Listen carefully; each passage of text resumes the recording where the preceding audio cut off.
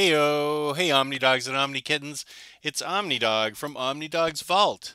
Thank you for tuning in to part two of my summary of Battleworld and Warzones books spinning off from Secret Wars and Hickman's Avengers and Hickman's Fantastic Four. It all spiraled off into a ton of these thin trade paperbacks. I swore I wasn't going to buy them. And now that I did, of course, I'm sure there's going to be a couple of omnibus that come out for it. So you're welcome. Um, Again, this is only my opinion. Some of these books I may not care for, but you might. The rule of thumb is if it's a writer or a character you really care about, you're probably safe picking it up. You'll probably get a kick out of it. At worst, the worst grade I gave some of the books is average, like a C. There are a lot of A's and B's, but some of them were C's and were just sort of meh. So, but again, that's just my opinion. If you're a super huge fan of a certain character, you may get a big kick out of the book. This is just a guideline because there's so many books out there. So this is part two. So let's start. Well, my notes are a little disheveled. So let's get back to Korvac Saga. This is a Warzones book. Who's this written by? Dan Abnett. This was good. I enjoyed this. It's a follow-on to the Avengers Korvac saga. This features current Guardians and future Guardians. People are becoming aware that something is wrong with the world they're living in. It's not their world. There are going to be cases in these books where people are aware that something's not right, that Doctor Doom has created this sort of fake pastiche of all kinds of worlds, and they are wanting to do something about it. So this is one of those books where, well, in this book, once you become aware that something's not right, you turn into a monster and end up getting destroyed. And this is a book on why that's happening. Um, Michael Korvac is at the center of time anomalies and displacements, and it features a helpful Galactus in the very beginning of the book. A very fun book that I totally dug. If you're a fan of Guardians, you will dig this book, and it's got lots of cool uh, time displacement, anomalies, things that happen. Michael Korvac is at the center of this, and some scenes take place over and over until in different versions because the time displacement is different, and there's one girl that is at the center of it all. It's actually, I don't know if I'm doing a good job at describing it, but it's actually a lot of fun. Dan Abnett, of course, knows what he's doing when it comes to writing comic book. He's one of the better writers out there. And I dug this book. I think if you're a Guardians fan, you'll dig it too. This gets a solid B plus from me. I enjoyed this book a lot. Next, we have the Inhumans Battleworld book, where Medusa is in charge and Black Bolt is leading an uprising against her. She's been put in charge by the Doom Lord himself, and it's Inhuman versus Inhuman. I found this book to be really well done, really fun, really interesting. I had a blast in this book. Of course, I am an Inhumans fan, and so I am predisposed to like this book. Who wrote this book? Charles Soule. Did a great job with it. He knows how to write the Inhumans. And Black Bolt is leader of the underground resistance, and he's trying to convince Medusa to come over to his side while she rules with an iron fist given power by Lord Doom. And I thought this was one of the better books that I read. I gave this a solid A minus. The only reason it's an A minus is because right after this I read the A plus book, and I realized that everything else wasn't as perfect as that book. I'll be getting to that book at the very end of this segment. So, the Inhumans book, awesome. I dug it. Next, this was a little bit of a disappointment. Extinction Agenda. This was more like just a regular old X-Man story, and it didn't really have much of a tie-in to Warzones or Battleworlds or Secret Wars or anything.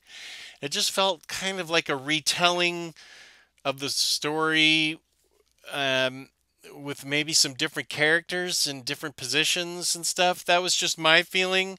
It was just average to me. Who wrote this? Guggenheim. I'm not real familiar with him or her. I don't know who it is. But but yeah, I just this. If you're an X-Man fan, you may dig this a lot.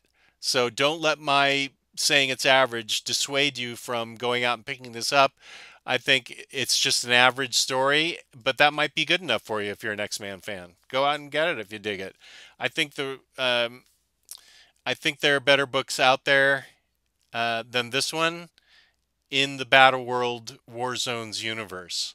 So I was kind of lukewarm on this book.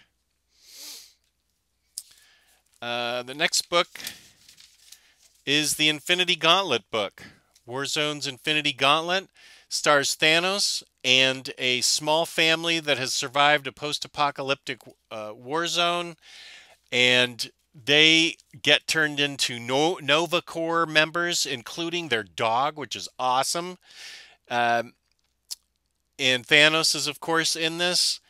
The Power Stones, the Power Gems, the Infinity Gems, Infinity Stones, however you want to refer to them as, and the glove, they're all in this too. And I found this to be a hoot. It was a lot of fun. Who wrote this one? This one was written by Jerry Duggan. And he has a good way with the Nova Corps and with Thanos. I really enjoyed this one. I gave it a B+. Lot of fun. Great art, lot of fun. Thanos, of course, has a Thanos agenda in it, but he befriends the family, and that sets up a little tension. So I highly recommend Infinity Gauntlet. The next book, the next book is Future Imperfect. Warzone's Future Imperfect. It's by Peter David and Greg Land, and I'll be the first to tell you, I kind of like Greg Land's art. I know that it's popular to hate on him, and I get all the criticism, but I kind of like it. So, there's my taste. I don't know. Um, but in this, it helps if you have a little bit of knowledge. I don't, but it would help you enjoy the story more, I bet, if you knew a little bit about Peter David's Hulk, because in this, Hulk is as his maestro self, and he's in charge of a place called Dystopia. How'd you like to be in charge of that place?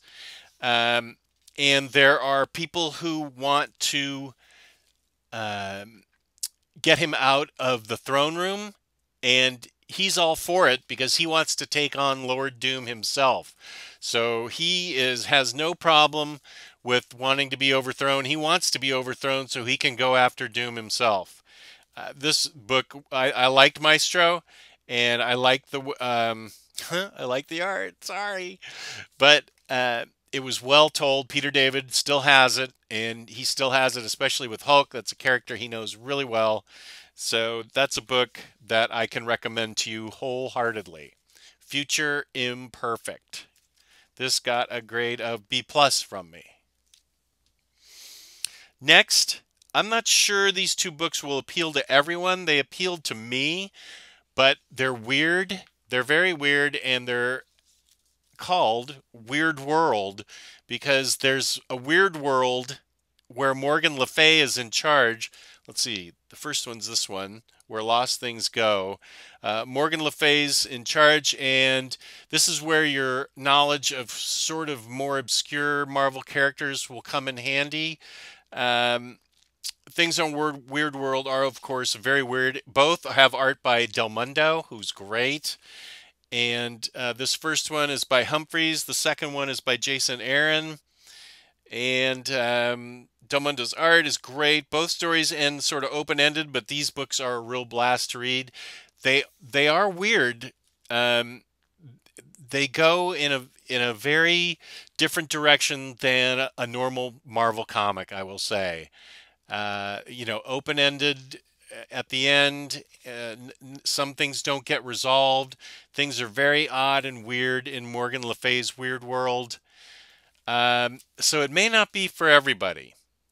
It was for me because I like weird things, and I didn't have a problem but I can see where some people may have trouble following it. I can see that, especially this second one, by Jason Aaron. Huh, that's funny. It's not the second one. It's the first one. It's number 0. Okay, I read it second. But look at this splash page. It's really gorgeous art. So yeah, I gave both these books a B plus, and felt that the artwork was great, the story was weird. So I gave it a B plus because I really enjoyed it. These might be ones you might want to read on Comixology, like rent from your library or something, to see if you really like them before you buy them. I can see how they might be off-putting to some people. I loved them, so that's just me. The next one is by Garth Ennis, Where Monsters Dwell. This was great. It's a Warzones book. Garth Ennis writes a great action adventure that has no real connection to Doom in it. It's one of those books that is sort of a standalone story and doesn't really have anything to do with Battleworld. It's just got giant monsters for this pilot named the Phantom Eagle to fight. He lives on the edge, flying a biplane, fighting monsters and trying to seduce women. Very fun with loads of monsters, people with agendas. He's a bit of a rake, this Phantom Evil. Phantom Evil. Ha! Phantom Eagle. He's a bit of a rake, this guy. And he's always, on the make with the women and things like that. And he picks up a passenger who turns out to be... Well, I don't want to say anything because I don't want to spoil it. Good book, though. Where Monsters Dwell. I totally enjoyed it. That gets a B+. And we've got 2 more. Spider Island. In this, Spider-Man has been captured and defeated by the Spider Queen, and she turns everyone in Manhattan to spider people.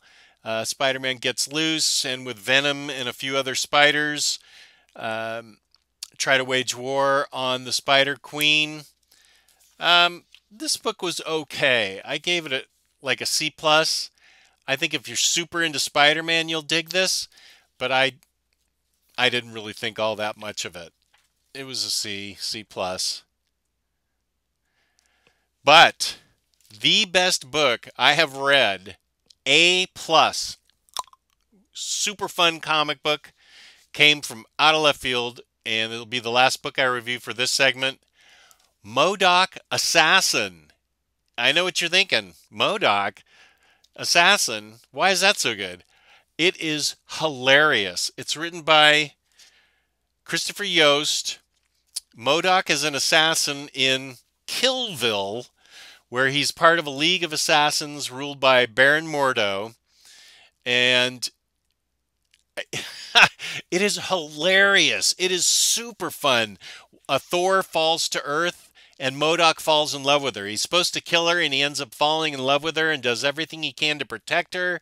Eventually, they're both on the run from everybody because he's supposed to be a killing machine, and he's fallen in love with this Thor, and it's what he does to protect her, and it is a hoot. It is so fun, so funny. This gets an A++ from me. This, I demand that you get it and read it and enjoy it. This book has everything besides really good art. It has just a great story by Christopher Yost. I love the heck out of this book. I know my friend Gabriel Alicia dug it too. 2 thumbs up, A+, MODOK Assassin. And that ends today's episode. There'll be at least 1 more and maybe 2 more because there's so many books. But thank you for tuning in. Please like and subscribe. Peace and love. Peace and love. Thank you all, everybody.